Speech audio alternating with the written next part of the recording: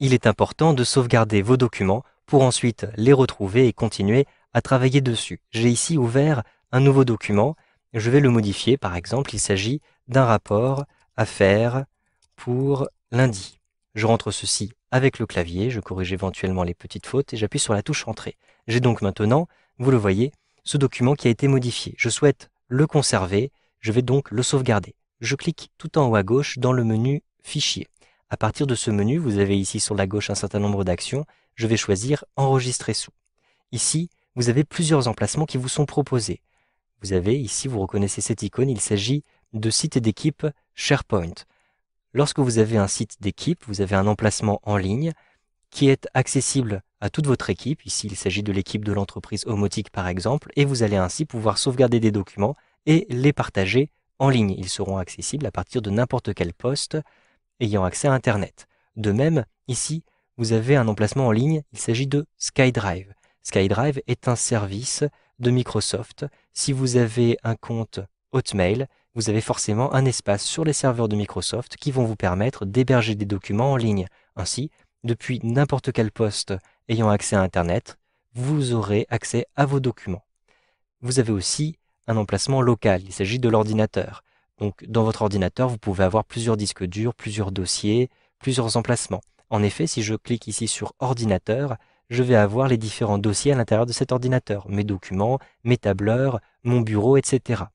Vous pouvez simplement cliquer sur parcourir pour choisir l'emplacement de sauvegarde de votre document. Je vais simplement ici, à partir de ce petit explorateur Windows qui vient de s'ouvrir, choisir le bureau.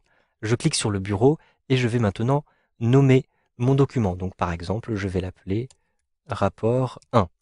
Choisissez ensuite le type de votre document, le format de fichier. Un simple clic sur la liste, vous avez un certain nombre de formats qui vous sont proposés, notamment le format PDF, les formats CSV, différents types de modèles Excel, de pages web, et puis vous avez d'anciennes versions de Excel, et vous avez tout en haut la version la plus récente d'Excel. Donc je clique ici sur classeur Excel. Ensuite, je vais simplement cliquer en bas à droite de la fenêtre sur Enregistrer pour enregistrer ce document sur mon bureau. Si je continue de modifier ce document, par exemple, ici, dans cette cellule, je vais rentrer version 1. J'appuie sur la touche Entrée. Si maintenant je continue de modifier ce document, à cet endroit-ci, je vais rentrer par exemple version 1 et j'appuie sur la touche Entrée. Je ferme maintenant cette fenêtre. Je clique tout en haut à droite sur la petite croix. Je vais avoir un message d'erreur. En effet, comme j'ai apporté des modifications, Excel me demande si je souhaite les sauvegarder. Pour l'instant, je vais cliquer sur Annuler, mais je peux les enregistrer tout de suite. Je clique sur Annuler. J'ai plusieurs possibilités pour sauvegarder mon document. Je peux simplement cliquer tout en haut à gauche dans le menu Fichier, et cette fois-ci, au lieu de faire Enregistrer sous, je vais faire Enregistrer. Si je souhaite revenir à mon tableur, je clique simplement ici sur la petite flèche. Je peux aussi sauvegarder en utilisant la barre des outils rapides. Cette petite disquette me permet de sauvegarder. Et si je positionne le curseur de la souris sur la petite disquette, j'ai un raccourci clavier qui m'est précisé CTRL plus S. Utilisez CTRL plus S pour sauvegarder régulièrement votre document, ainsi vous serez sûr de ne pas perdre les différentes modifications que vous y apportez. Je clique ici sur Enregistrer ou bien j'utilise CTRL S. J'ai donc maintenant bien sauvegardé mon document. Si je souhaite maintenant sauvegarder une version 2, je vais cliquer à cet endroit-ci et je vais rentrer version 2. Ensuite, j'appuie sur la touche Entrée et je vais sauvegarder ce document comme copie. Je clique tout en haut à gauche dans le menu Fichier.